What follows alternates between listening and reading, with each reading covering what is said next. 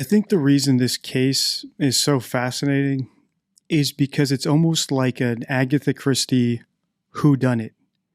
We have a almost celebrity level lovable victim who died under strange circumstances, and we have a closed off house with three suspects, with the mother who might have done it in a fit of rage, the father who might have done it to cover up something that he might have been doing with her, and then the brother who might have done it in a fit of rage or jealousy.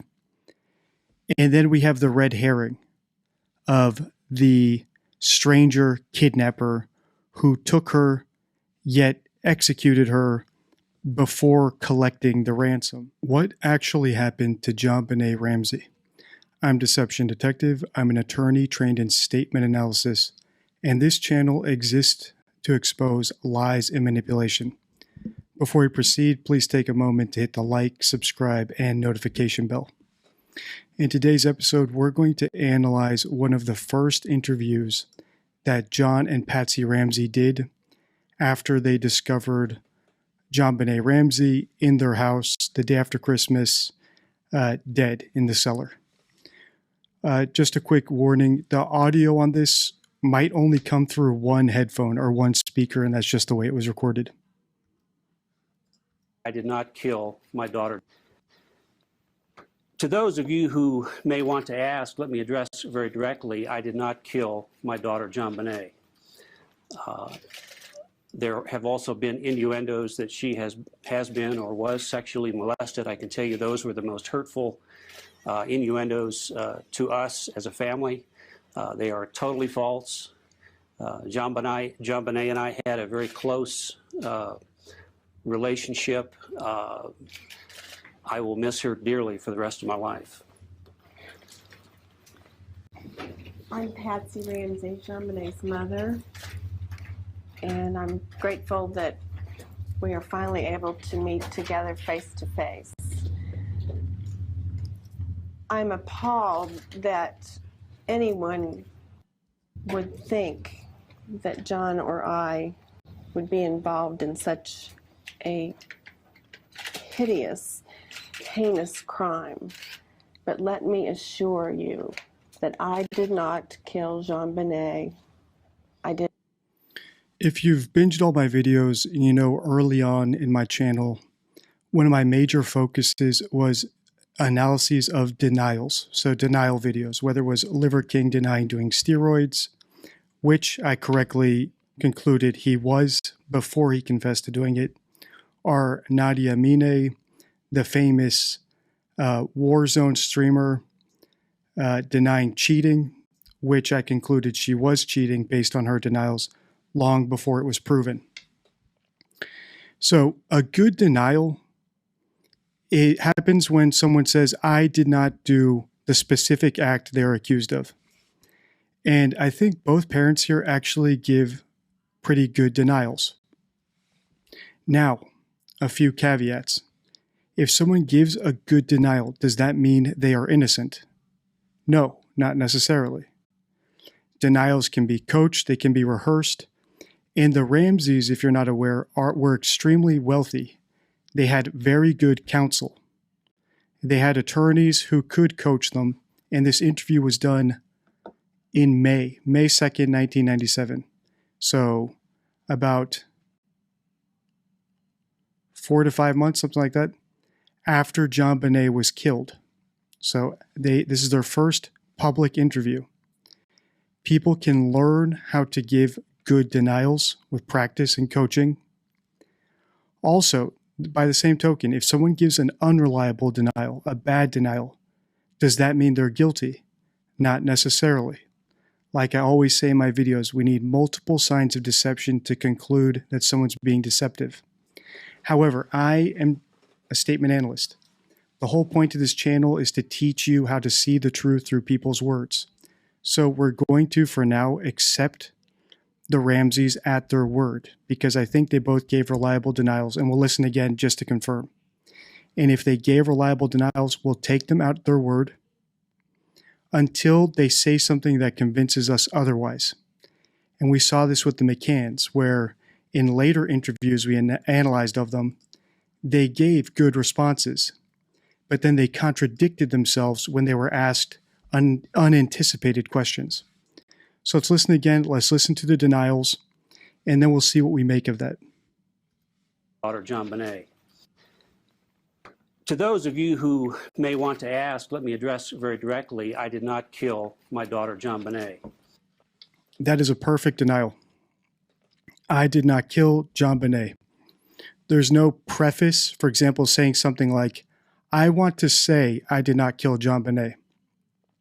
A preface like I want to say is actually a red flag, because someone can be telling the truth. I want to say I have a Bugatti. That doesn't mean I have a Bugatti. It just means I want to say I have one, right? So you're still telling the truth. And that's an easy way for the brain to lie or to deceive, because the statement itself is technically true. So let's listen again. I don't think there was any preface there. And then after he said it, there were no caveats, which is another sign of a true statement. Because deceptive people know they're lying, and they often say extra stuff after they lie because they know they need to persuade the listener. To those of you who may want to ask, let me address very directly, I did not kill my daughter JonBenet. There have also been So that was good. Let me say very directly. Was a let me say a red flag? Not necessarily. It was a little bit of a preface, but also he's just starting to talk. It's a little bit of a preamble. It might be weird if he just said, without any sort of greeting or preamble to his statement to a room full of media, I did not kill JonBenet. So as far as I'm concerned, John Ramsey's denial is reliable. Does that mean he's innocent? No, because this could be coached. Remember, this is a few months after the event. However, we're going to take him at his word, and we'll accept that he did not kill JonBenet for now. Innuendos that she has been or was sexually molested. I can tell you those were the most hurtful innuendos to us as a family. They are totally false. JonBenet and I had a very close relationship. I will miss her dearly for the rest of my life. I'm Patsy Ramsey, JonBenet's mother, and I'm grateful that we are finally able to meet together face to face. I'm appalled that anyone would think that John or I would be involved in such a hideous, heinous crime. This is actually interesting. So Patsy does not deny being involved in the crime. She's just appalled that anyone would insinuate it, which is actually not a denial. So for now, they might still be involved in the crime, or Patsy at least might still be involved in the crime because she did not deny it. Also, she brought up involvement in the crime on her own. No one said, for example, John addressed killing JonBenet and denied it. Patsy brought up involvement in a hideous crime separate from killing JonBenet. So listen, now she's going to deny killing JonBenet. Once she says that and we analyze that denial, I'll come back to this point about her failing to deny involvement in the crime. But let me assure you that I did not kill JonBenet. I did not have anything to do with it. I love that child. I did not kill JonBenet. I did not have anything to do with it. I did not kill JonBenet is a great denial. It's direct, no preamble. There was a little bit at the end there, though, where she elaborated, I did not have anything to do with it. But for now, we'll accept that as a reliable denial. We've seen denials that are much worse than these on the channel. Totally unreliable ones. As far as these go, they're a B + A, right? They're pretty good denials. Now, why is it important that she did not actually deny any involvement in the crime? If you're familiar with the JonBenet case, JonBenet was allegedly kidnapped and a ransom note was left. And then the parents found the dead body in their wine cellar, I think. So the crime itself involved A, a kidnapping, B, extortion, right, a ransom, and then C, finally, a murder. Patsy and John have denied involvement in one part of that. Both of them denied the murder. However, they failed to deny involvement in the kidnapping and the ransom note, the extortion, the two other elements of the crime. And I think that's what makes this case so fascinating, because they have a son, Burke Ramsey. And I put this poll up on X a few hours ago, asking people who killed JonBenet Ramsey, and the options were John Ramsey, Patsy Ramsey, Burke Ramsey, and a stranger kidnapper. And each option has received votes so far. And the top suspects, at least with my followers, my subscribers on X, are John Ramsey and Burke Ramsey, so the father and the son. But if you follow this case, there's a few theories about what might have happened. The theory with John is that he might have been molesting JonBenet and ended up killing her, maybe because she was going to come forward and tell her mom, or was going to tell someone about it and get him into trouble. So he took her out and then staged a kidnapping. The second option is Patsy, where some people believe that JonBenet wet the bed the night after on Christmas night. Patsy flew into a fit of rage and accidentally hit JonBenet on the head in her rage. And then she and John staged the kidnapping and the ransom note in order not to get in trouble. The third option is that Burke, who was 9 years old at the time, so JonBenet was 6, Burke was 9. The third theory is that Burke, JonBenet's older brother, might have been jealous of her because she was a pageant star and the apple of her mother's eye, killed her in some sort of fit of rage or out of jealousy. One theory is that because she stole a piece of pineapple out of his bowl and that was just the feather that broke the camel's back. Either way, that theory is that Burke killed her, and then the parents staged the kidnapping and the ransom note in order to save their son, Burke, from getting in trouble and having his life ruined. And then finally, the fourth theory is that JonBenet was actually kidnapped and held for ransom because the ransom note said, "Do not call the police, otherwise JonBenet dies." So the theory is that the kidnapper had JonBenet in the cellar, left the note, so it was an actual kidnapping. And when the Ramseys called the police, the murderer executed JonBenet and then escaped out of the house. So those are four theories. And the interesting thing here is, based on what the parents have said here, with their denials of killing JonBenet, to me, it looks like Burke Ramsey might be the best theory at this point. That Burke may have killed his sister in a fit of rage or out of jealousy. And that is why the parents can categorically deny killing JonBenet.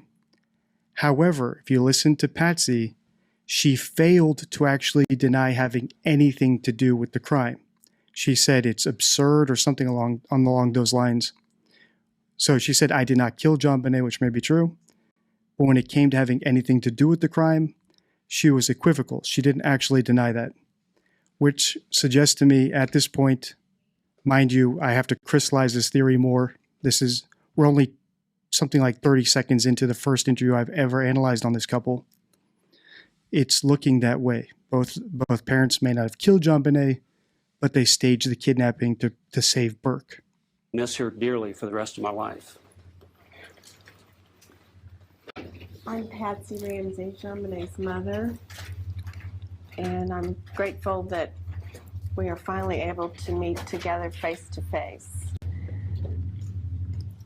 I'm appalled that... So saying you're appalled about something is not a denial.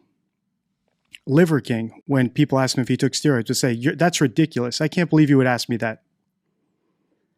Mocking someone is not the same as denying what they're accusing you of, which is critical. Which, if you've seen my early videos, is probably one of the most important lessons from those early videos. Calling something ridiculous or ludicrous or absurd, or how dare you accuse me of that, that is not the same as denying the act. It's a form of going on a tangent. It's a form of deflection. And it's a go-to for bad liars. So she said it's ridiculous. Let's listen again. And I'm grateful that we are finally able to meet together face to face.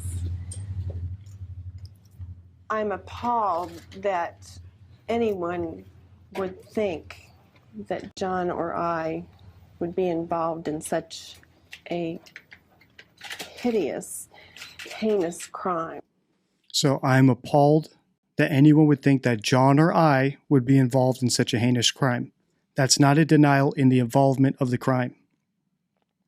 However, she does go on to deny killing JonBenet, which is why I think in this three-part crime, which involved a kidnapping, or extortion, a ransom note, and a murder, they might be involved in the other two elements. They might not have killed JonBenet, but they might have covered up the crime.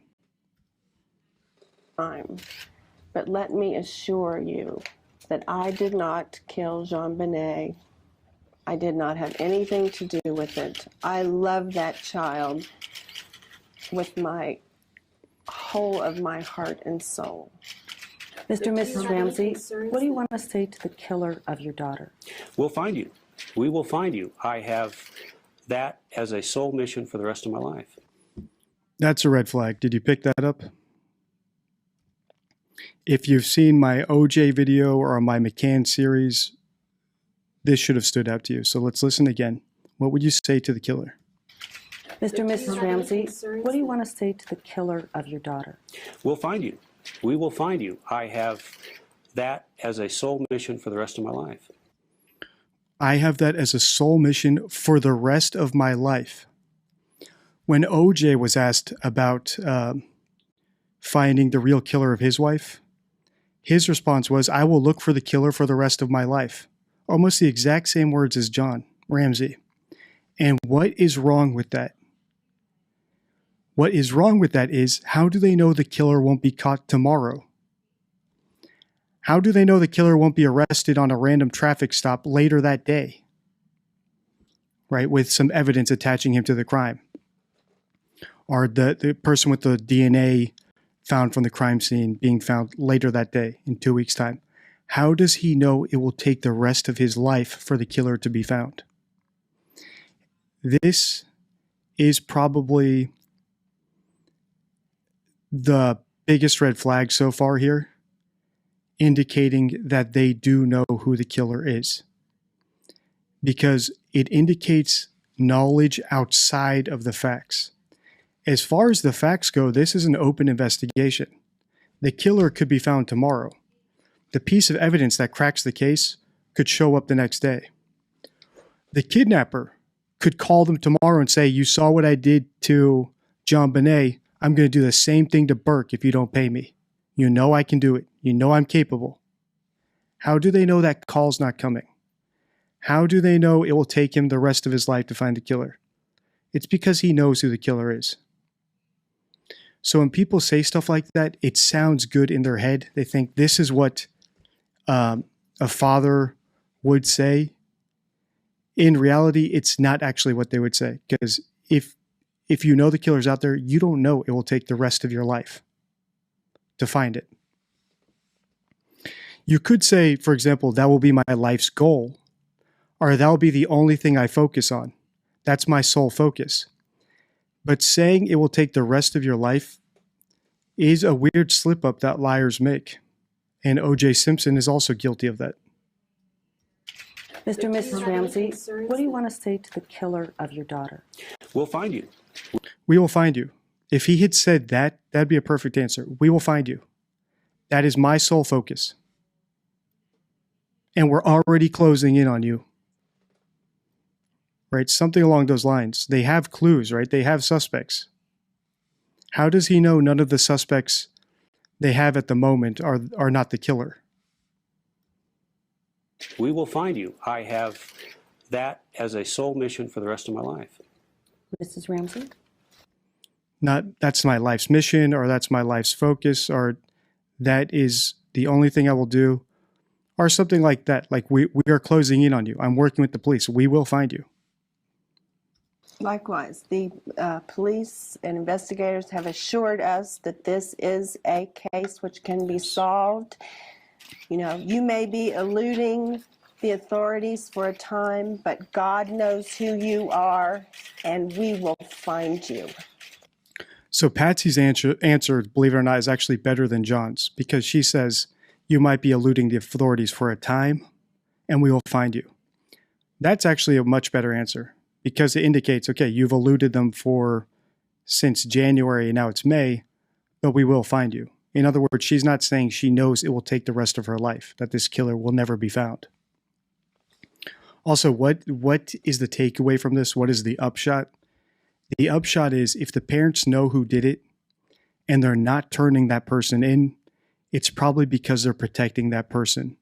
And as far as I see it, the only person they would go to these lengths to protect would be their son, Burke. And apparently Burke, like the McCanns, is very litigious. So I'm just going to say this is my opinion based on my analysis.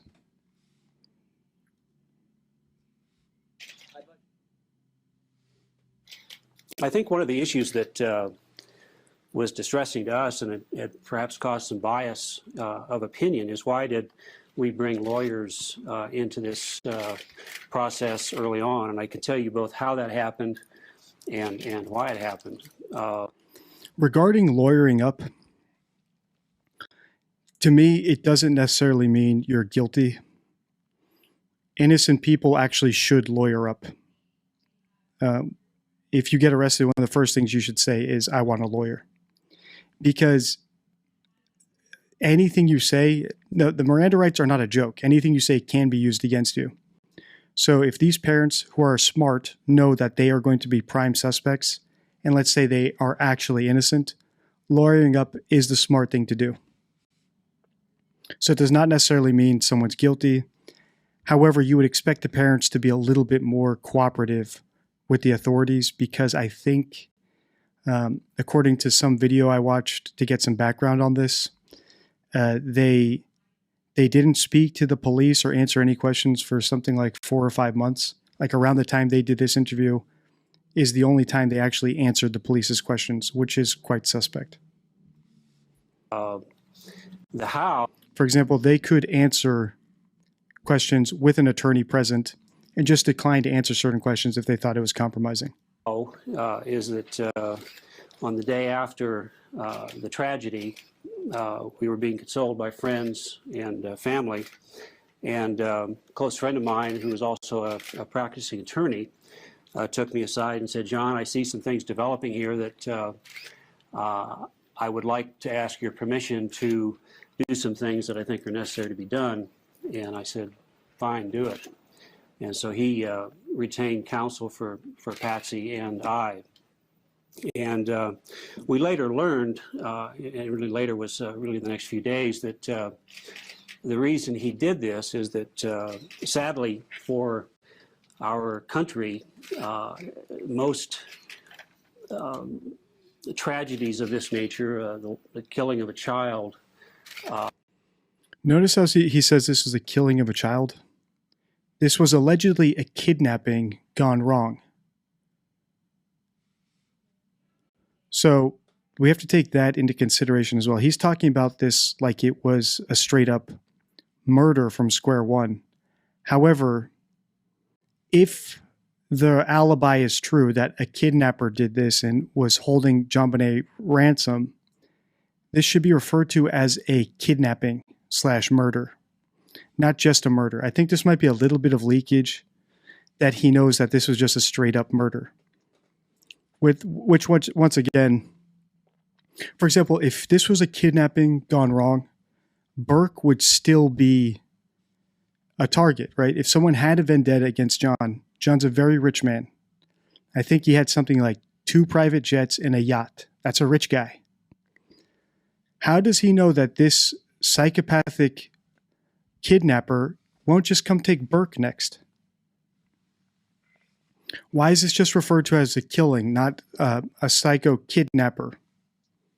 Because the crime really is, if you believe their alibi, a kidnapping that went wrong, so the consequence was the murder, not just a straight up serial killer style murder. For our country, most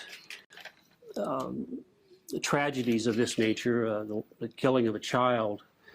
Also, the kidnapper note said if you call the police, JonBenet dies.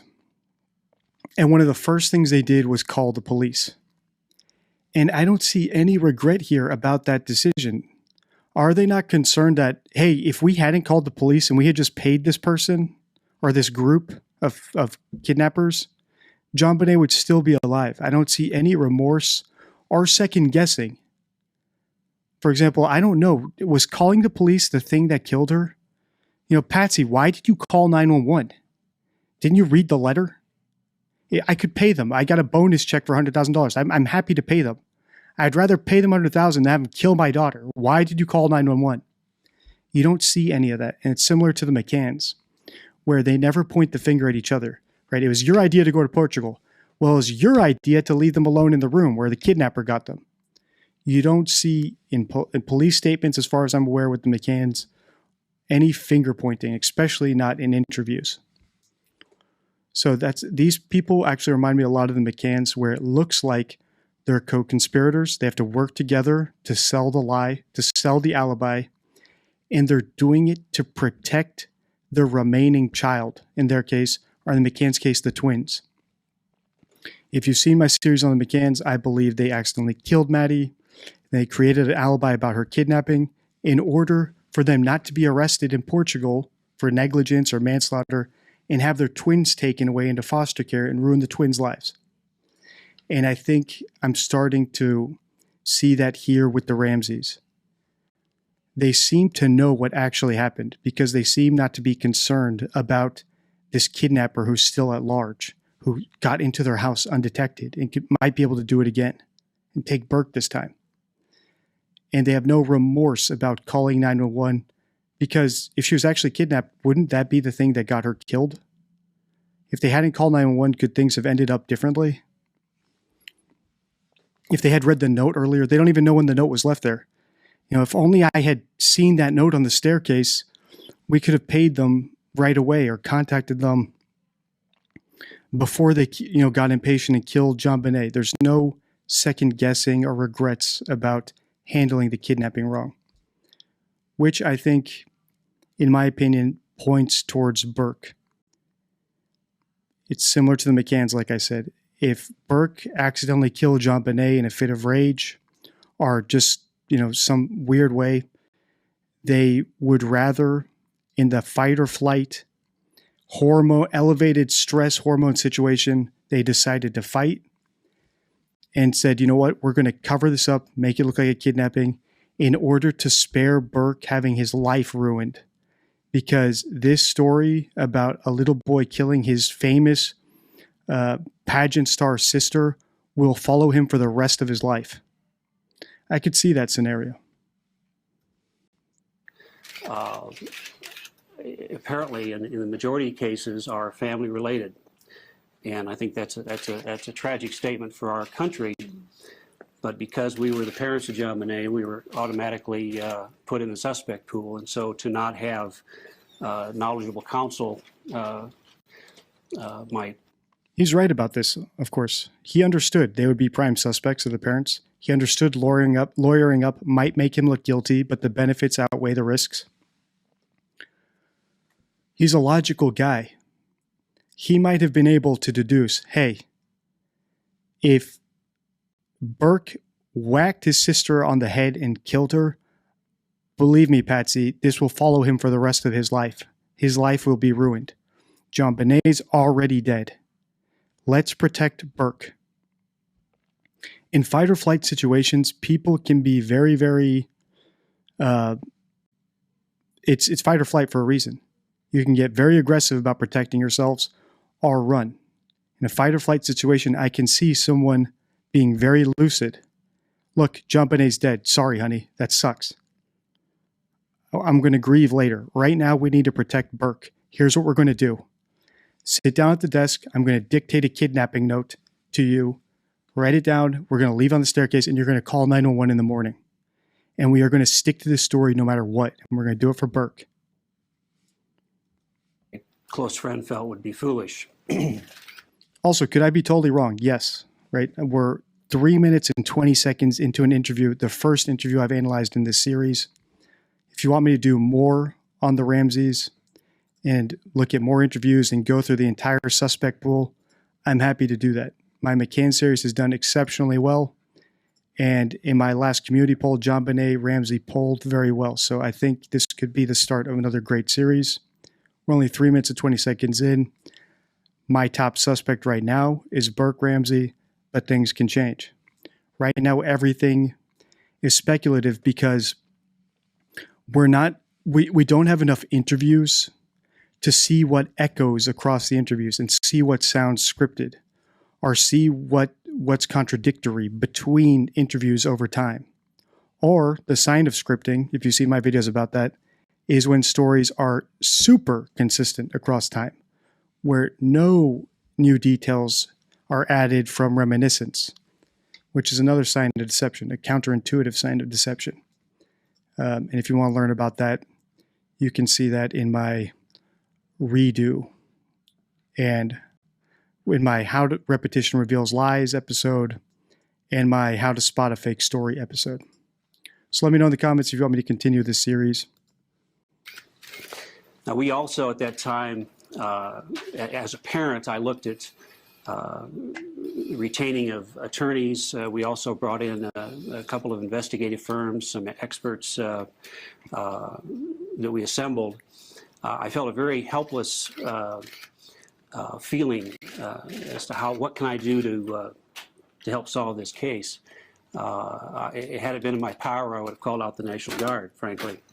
So as we looked at this group of people that we pulled together, it was not only to advise us in this process, but hopefully to assist the investigation to a closure.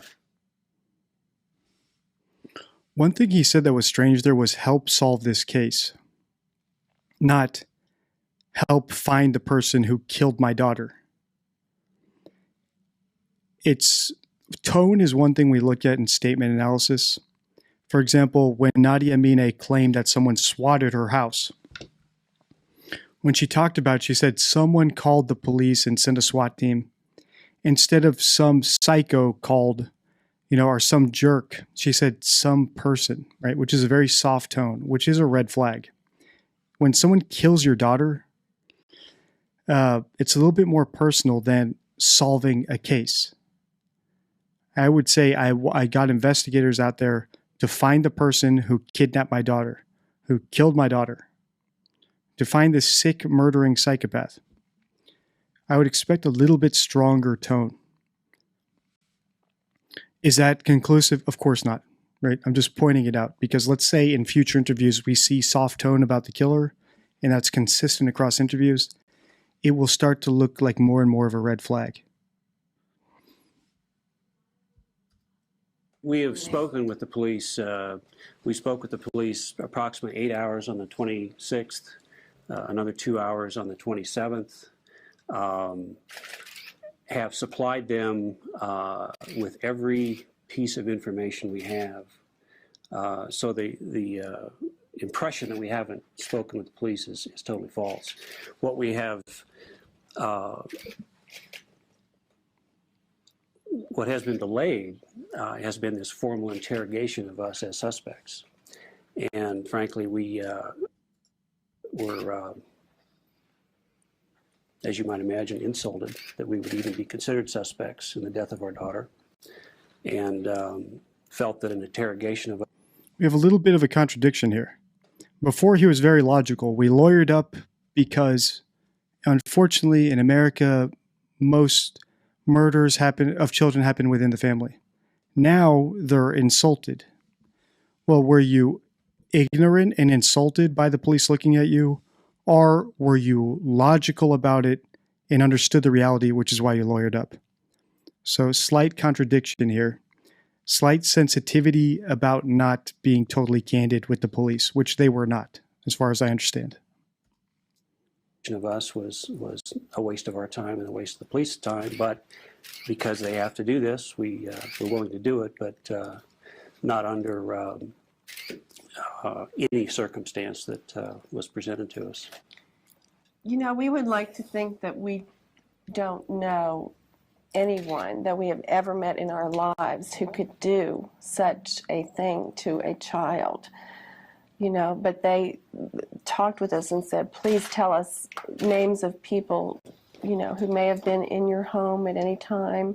You know, we just outpoured information just as much as we could try to remember. But, you know, no one specifically came to mind. I mean, you can't imagine such a horrible thing ever happening, much less somebody that you may know.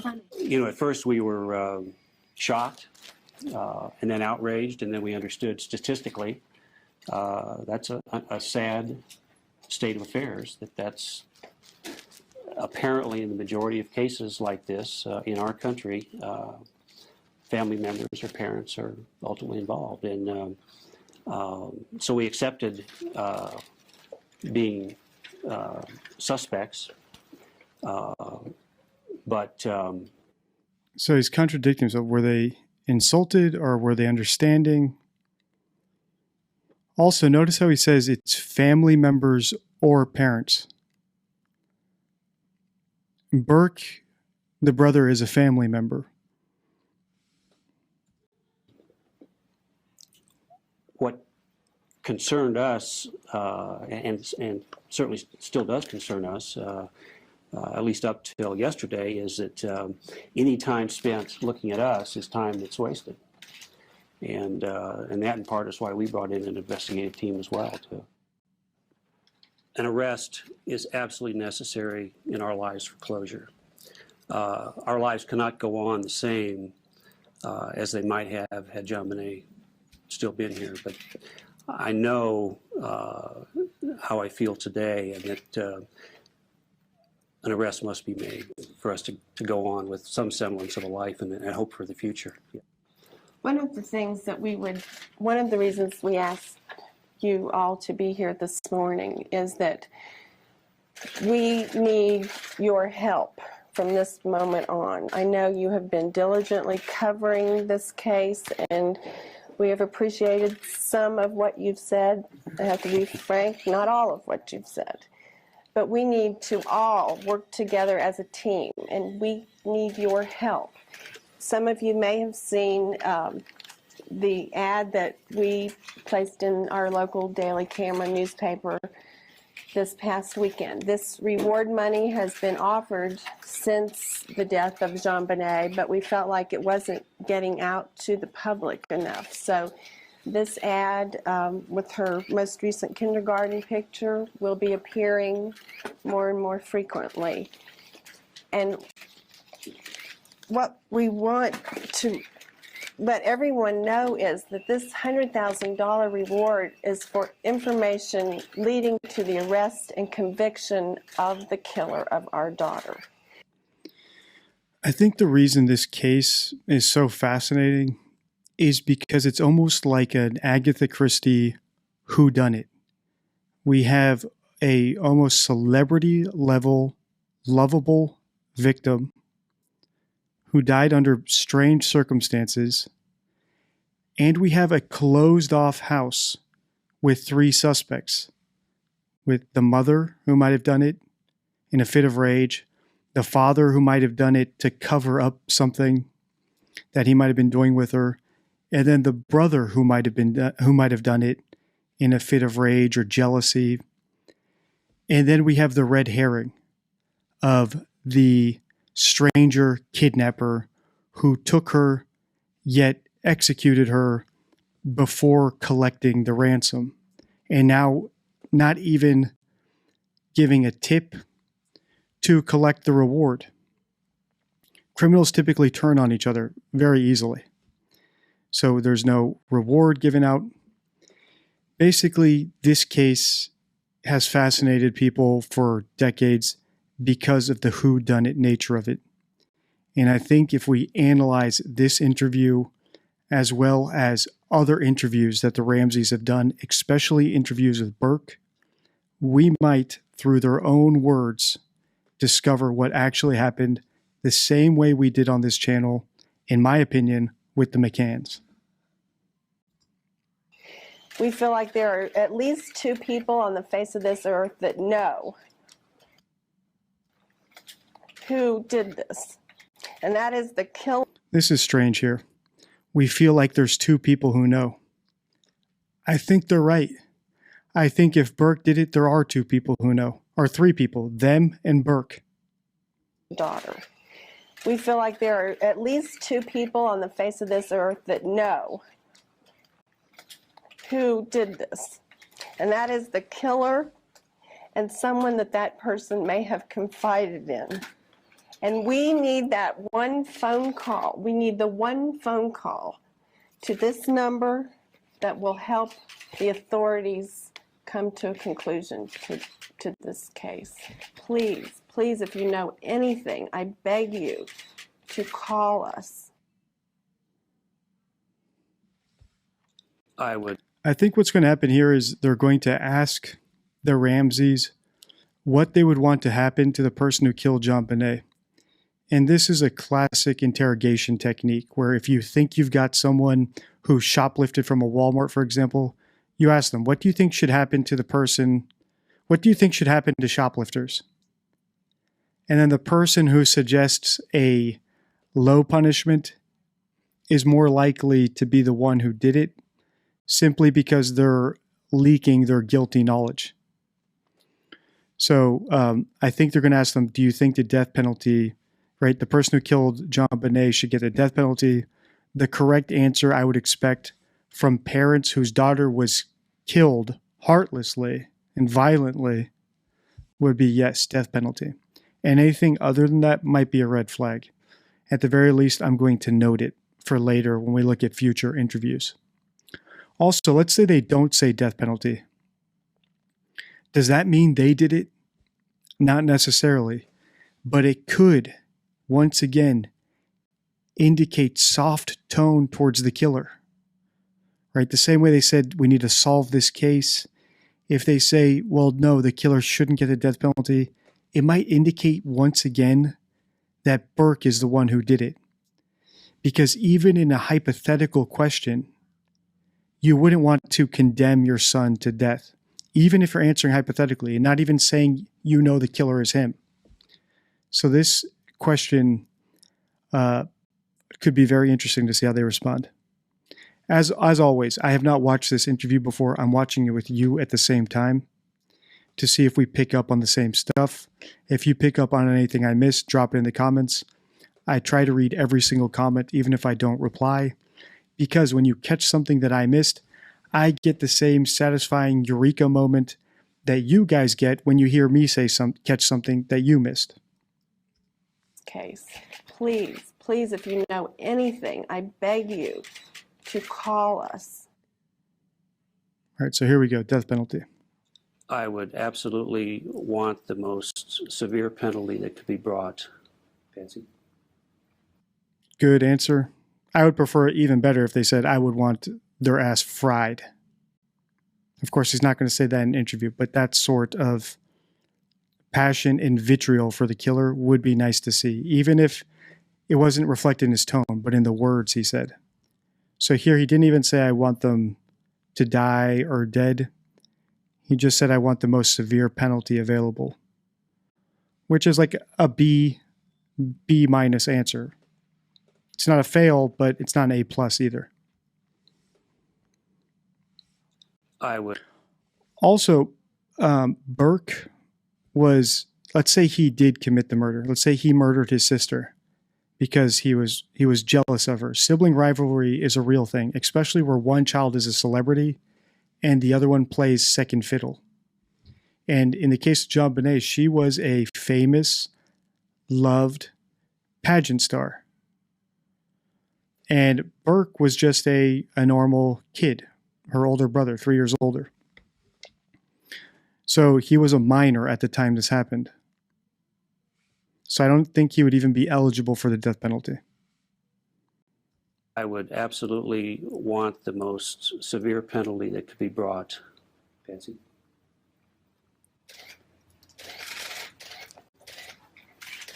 Yes, really. So Patsy couldn't even answer the question. That is interesting. Because remember, she's being asked, would you want the person who killed JonBenet to get the death penalty? If she knows Burke did it, she can't even bring herself to say hypothetically that he should get the death penalty for what he did. Like I said, not answering this the correct way could be a red flag. And nothing is stronger, in my opinion, in the world than motherly instinct. And John gave a B+ answer, but Patty can't even say it, which is strange. Severe penalty that could be brought. Patsy? She's just nodding her head Yes, really. and crying, but all she said was yes. She didn't say, I want them dead or roasted. That is a red flag. That might actually indicate that she knows Burke did it. She cannot condemn Burke even in her words.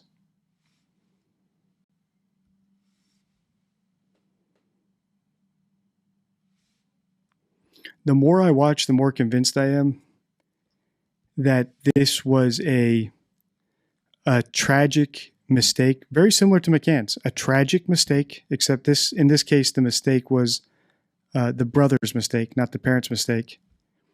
And then in the heat of the moment, in the fight or flight panic, the parents decided to create an alibi and stick to the alibi no matter what for the benefit of their other children.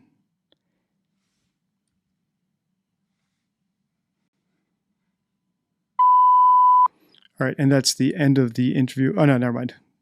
There's just a tone playing for some reason. There have also been innuendos that she has been or was sexually molested. I can tell you those were the most hurtful innuendos to us as a family. They are totally false. I'm appalled that. Okay, so this is just the interview playing over again. Let me know if you want me to continue this series on the Ramseys. I have not concluded anything yet. However, if I were to vote on my own poll on X, I would be voting for Burke Ramsey at this point. Until next time, stay true.